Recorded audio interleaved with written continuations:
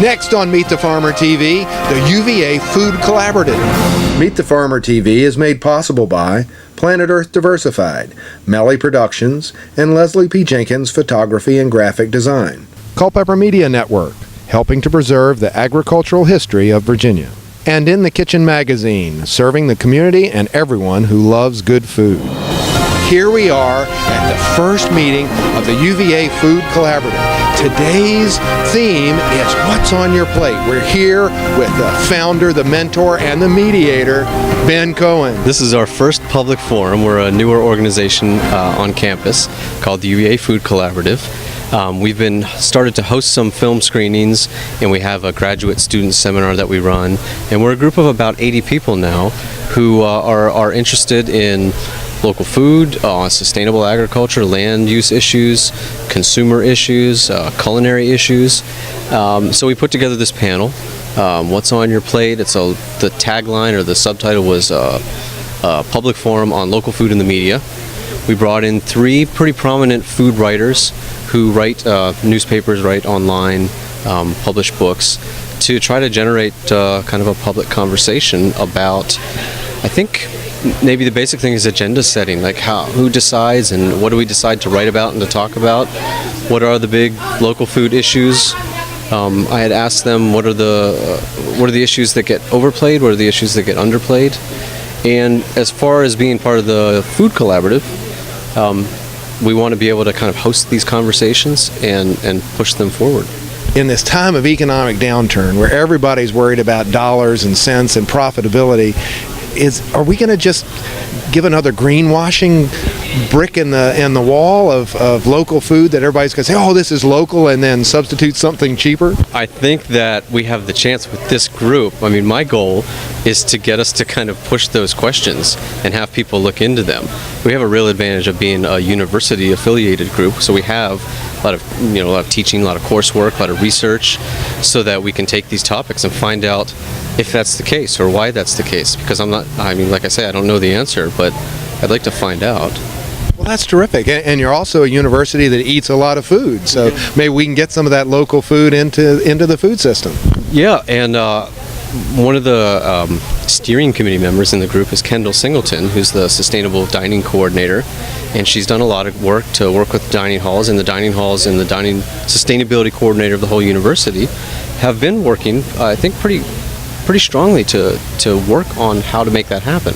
It's a challenge logistically, and I think another advantage is that we have a lot of ways where that can happen in Charlottesville because we have providers who can source locally.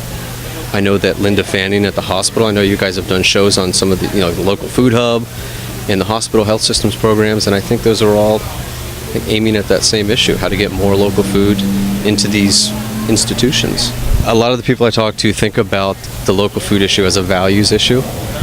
And so one value could be efficiency or productivity or low cost. Those are the values to shoot for. But I think most of the people in our conversation understand those as dominant values, but want to say taste and freshness and community and forms of interaction and environmental health are values that you could try to promote. So a notion of progress is to promote those values.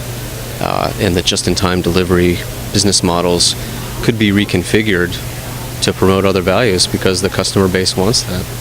That's wonderful. Do we have anybody from Darden involved? We have some people of Darden involved in in the Food Collaborative. We have some members. They've been part of these conversations. I know that Darden's doing a lot of this work. I think they have the opportunity to kind of push on these issues and do test cases. So yeah, I think there are 11 schools at UVA, and I think representatives of 10 of the 11 schools are in the Food Collaborative, plus the law school, plus Darden. So we really want to be an interdisciplinary, cross-disciplinary, multidisciplinary conversation, so that you have to have all these different viewpoints all in it together. Well, now, a lot of people don't really think about UVA as an agricultural community or an agricultural university. Right. And they kind of look at the Tech or VSU or some of the other land-grant universities, but UVA has a research farm, and there are some agricultural projects. How do you see what you're doing in this collaborative complementing those other land-grant universities? Well, I think the word collaborative came together nicely to describe our group, because we've been starting conversations with Tech. They've been doing a lot of great work. They have a new minor there on civic agriculture and food systems, and we'd like to kind of partner with them and bring in, kind of make this a Virginia-wide conversation, a Virginia-wide effort. So I think it's about building the networks. I mean, our group here locally, the language is a little tricky because we're a UVA organization, but we're really a community organization. We have members from all these various community groups, which is to say that we don't necessarily see ourselves as the center or the dominant forum, but we want to be able to host and promote these interactions. And, the other advantages you have are that there's so many innovators in the community who are doing this work. They weren't waiting for researchers at UVA to find out what the next thing to do is. They're out there doing this for real, and I think having those community networks, having UVA should and we hope will work naturally to bring in other universities and other groups in the state who are pursuing similar goals. Is there a website or something like that? We have a website. It's virginia.edu/food collaborative, and we're building the resource base of it so that we want to have it as a resource where you can find articles, you can find links, you can find biographies, you can find references to other work. People post little blog posts about activities. We have a calendar of all the events. We try to put up feature stories. And it's a good question to ask, because our website is our only real home. Because we're so cross-disciplinary, we don't have a home in any one place. The only place that we all have in common is the website. So it's kind of a new breed of virtual organization, or real physical organization, but our home, the only common place we have is our virtual site. So we're trying to build that. Our sort of the site just came up, and we're working on it and modifying it and building it. But a long answer to the question of, yeah, we have an online presence. We'd like to build it, and we hope people can check it out. Yeah, and we have a link to Meet the Farmer TV. We try to build in the community links, so we link to Meet the Farmer TV and RelayFoods.com and Feast in the local food hub, to draw in and show that this is part of the network that we want to be part of. So we see this common ground and this hopefully fruitful interactions. So people can get right to Meet the Farmer TV from our website. Well, Ben, this has been great. We look forward to talking to you every couple of months now as this meeting continues to grow and we actually start seeing some real brain power come to this, and maybe some new solutions for local food. Yeah, well, thanks for promoting these issues. Thanks for coming out. So you were speaking today. Tell us, what did you talk about? We were talking about sustainability and local, and whether local really works or whether you still have to have very large-scale agriculture. There were little fights, but not really serious fights, because it turns out the fellow on the panel, who's basically a contrarian or likes to be thought of as a contrarian, sort of more or less agrees with most of the stuff that I was saying and the other panelists was saying. But it's all about what's happened and how everything has changed, and about what large-scale agriculture, industrial agriculture, has done to this country, to our people, to our farms, to our land, and how you can change that. That's hard. So what is this contrary view? That you can grow large scale, but in a different way from the way they're being grown now, and that will work. It's not clear whether that is really the case or not. But there's probably some middle point, and that local doesn't necessarily mean down the street from you. Maybe it's regional. Maybe it's within 200 miles of you, but it's not 3,000 miles across the country. Well, now, I've always, as a farmer, struggled with the fact that it's cheaper for somebody to fly something in than for me to grow it locally. And part of that is that economy of scale. And so we've really had to focus on having a higher quality and delivering something that could only be done locally and not try to compete. If I'm hand digging potatoes, how will I ever compete with that truck that's bringing out 1,000 pounds a minute? Well, the problem is that we don't have the money part of it right, because there are all kinds of costs, even if it might be cheaper to bring it, maybe not by flight, but maybe by truck or maybe by train, freight train. There are all kinds of costs that this whole country is incurring that we're not talking about. We're not talking about that we're going to run out of oil, no question, that we are in many places already out of water, and that people are doing monoculture, so that pretty soon there's not going to be any topsoil, any good soil. There's just going to be dust like there was for the Dust Bowl. And those are the costs that are not being factored in when people say it's cheaper to bring it from somewhere else. And if small agriculture costs more money, wouldn't it be wonderful if all the people who get all those subsidies for their corn and their soybeans, etc., had to give them up when they really weren't entitled to them because they're millionaires or zillionaires already and they don't need that money. And that money went somehow to help people who couldn't afford to buy the good food. Because the good food is more expensive than McDonald's. How do you think we're going to make that sort of political change? Basically, all I can do is laugh. It's very, very hard. This is a bottom-up movement. This local sustainable movement is very definitely bottom-up. And who would have thought it had gotten this far as it's gotten? I don't know whether we went from 2,000 to 6,000 farmers markets in the last couple of years, but people are really, really determined. And while they're getting very little help from the government, and they're getting a lot of flack from the industry, which is getting nervous, which means they must be doing something right. I don't know how quite it's all going to happen, except that if more and more people become involved and want this to happen, there will be more farmers markets, there will be more farmers. Many, many young people are going into farming today. The small farms, there are more small farms than there were before. There are more very large farms than there were before. There are less of the middle farm, which is what the small farmer needs to be able to make money. Or part of what they have to learn is how to do value-added agriculture. So you not just raise the milk, you turn it into cheese. You don't just do the berries, you make berries into jam. That's the way farmers can survive better than having to take a job off the farm. So you write for a number of publications. What are those publications? Well, I write for the New York Times still, which is where I spent 27 years.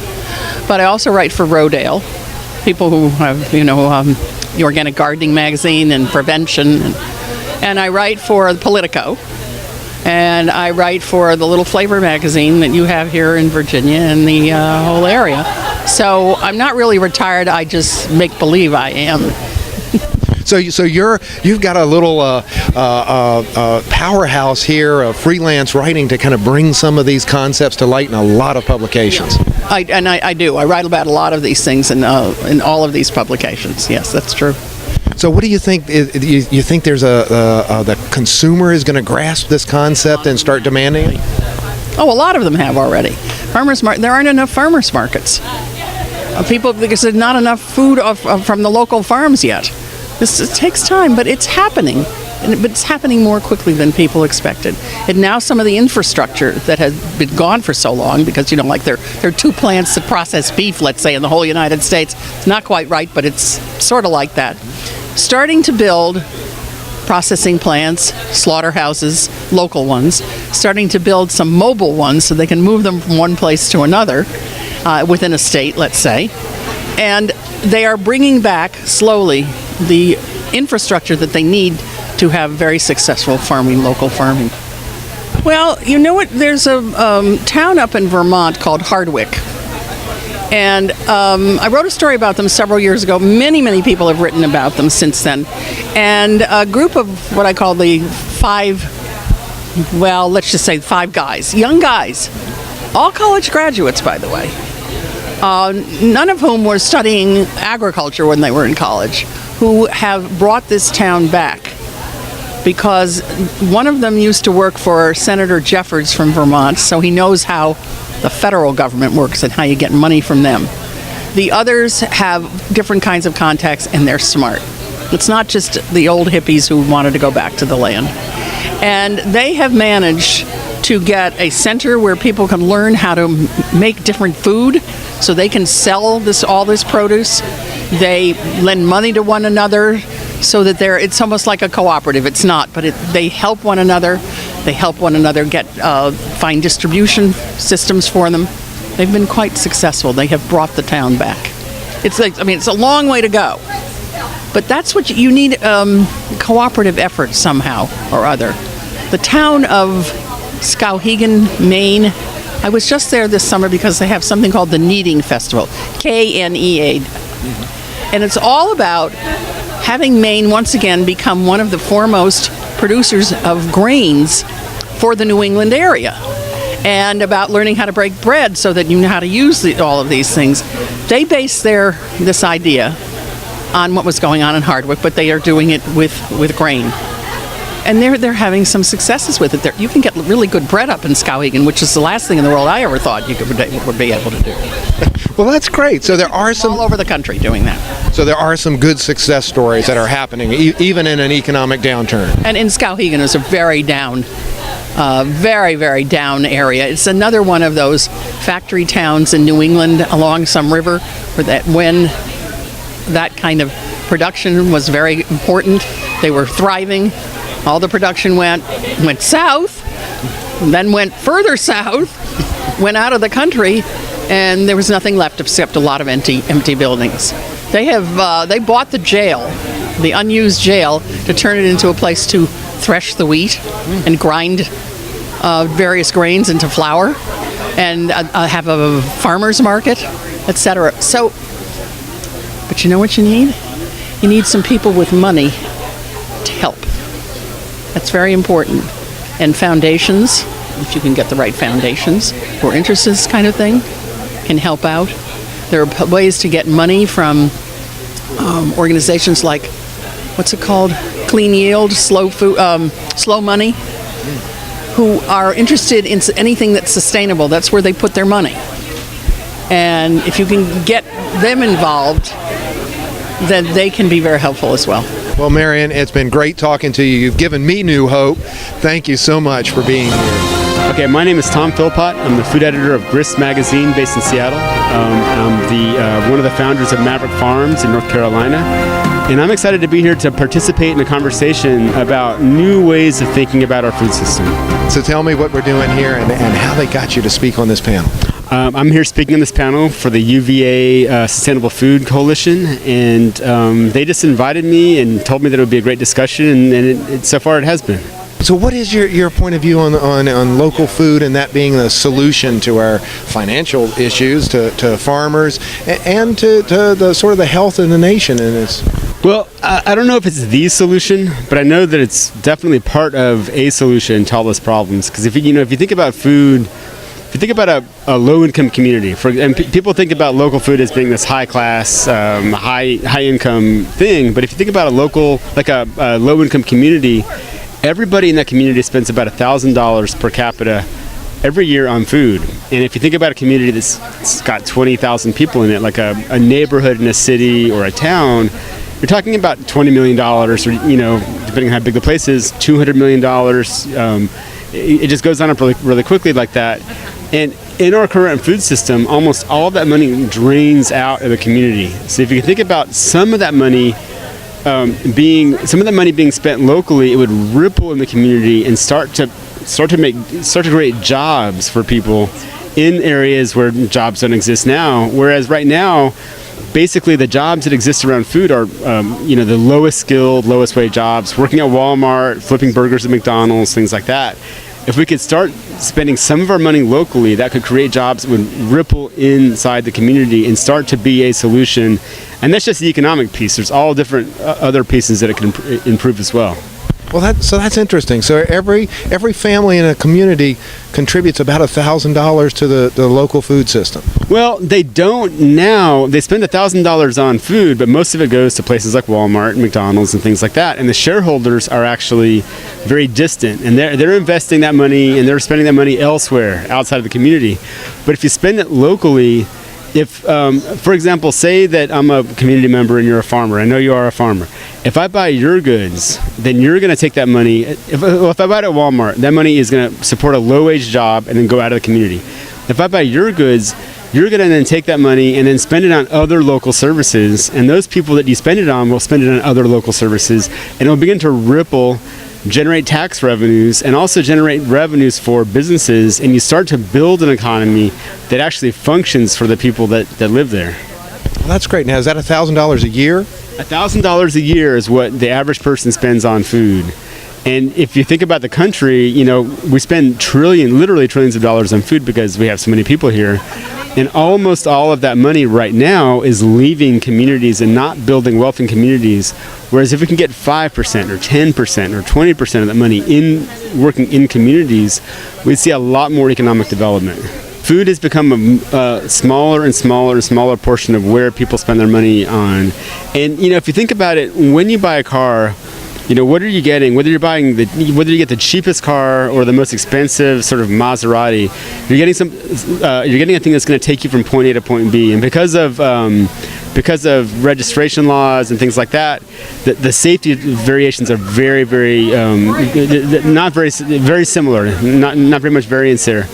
But on food, if you spend a little bit more money and you buy more healthy food, the benefits start to really accrue. And it actually should be something that people think about spending more money on when they can. It's interesting because the business schools are drawing still, even in 2010 after this big meltdown, these sort of brightest and most prestigious students. And what they're innovating, they're very innovative and very smart and intelligent. What they're innovating is the next sort of financial instrument, the next derivative, the next quote unquote financial product that we saw in 2010. What they're really doing is spending all this energy and intellectual energy building this big house of cards that collapsed. And what we need to figure out is, as we both know from farming, there's a lot of intelligence and ingenuity that goes into farming. And if we could harness some of these smart young kids and get them out of Wall Street, they're basically spinning their wheels, making money, but not really producing anything.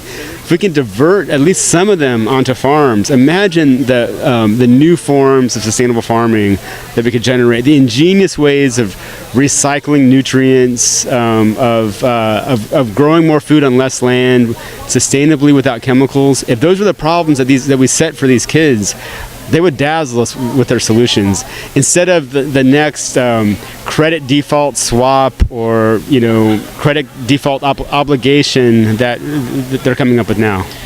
Well, it sounds like we need to get you across the street over to Darden into the business school. Absolutely. All right, tell me what it is that brought you here, Jimmy. Well, I am interested in any forum where an intelligent group of people get together to talk about issues of food and agriculture. I think it's a topic that lends itself to no easy answers, and this seemed like a group that was perfectly content to play around with ambiguities, and that's the kind of discussion I think we need to be having. There's a lot of preaching to the choir out there, and there's a lot of people that like to get in the echo chamber and hear the echo, but I was pretty much assured that this wasn't going to be that kind of group. I'm kind of worried about greenwashing and local food being used as something to put on the menu, and then you still buy the same stuff you got before. Yeah, I think it's a legitimate concern, and unfortunately it's in many ways an unavoidable problem. I mean, the same thing happened with organic food. I mean, organic sort of remained true to its organic ideals, and then it grew, and then it got popular, and the demand went up, and it grew some more. And then, the organic label started to mean a lot less than what it once meant. A lot of the problems of corporate farming that people who were buying organic wanted to avoid, they were not avoiding it anymore. And so I think a similar thing happens with, the Eat Local label, is it can get thrown around, and you can go to a restaurant and the menu will say locally sourced ingredients when maybe 1-2% of the ingredients are locally sourced and the rest are coming from, inefficient, wasteful industrial systems. And I just think it's incumbent upon the consumer to I think that most people who even care about the issue of eating local, who find that the label has any meaning whatsoever, are also going to be the kind of people who are discerning about how it's thrown around. But I did recently see an example of, I think it was a kind of a generic grocery store saying that the beef they got was bought from a local distributor. So is like, who knows where it came from, but the distributor was based nearby. Is there something else we should be focusing on for their food system? Well, there certainly is something else, a lot of other things we should be focusing on, and my problems with the locavore movement in and of itself are few and far between. I think overall the values are dead on. My own behavior, I support a lot of them. I don't grow my own food, but I support local farmers. I belong to a CSA in Austin, Texas. I occasionally write articles that are glowingly in praise of local efforts. But there are times when the discussion tends to be all about local, and the advocates of local agriculture tend to suck all the air out of the room occasionally. And the pragmatic side of me thinks, okay, well, we talk about local as an alternative to industrial, but industrial is still the overwhelmingly dominant mode of food production, and is going to be for a very, very long time. How can we improve industrial agriculture? How can we take many of the ideals that are central to the locavore movement and encourage industrial agriculture in one way or another, top down, bottom up, I don't know, but embrace some of those ideas. So it's a kind of pragmatic sense that says, I'm not a huge fan of industrial production, particularly the way it's happening right now, but there's a lot of room for improvement there, and with a few incentives in place, we could see perhaps fairly significant environmental gains. Let's talk about that for a little bit too. Our generation today is a victim of an agricultural system that was designed a long, long time ago. We've inherited it, and it was an agricultural system based on high production and to drive the price of food down. And so we've become addicted to very cheap food.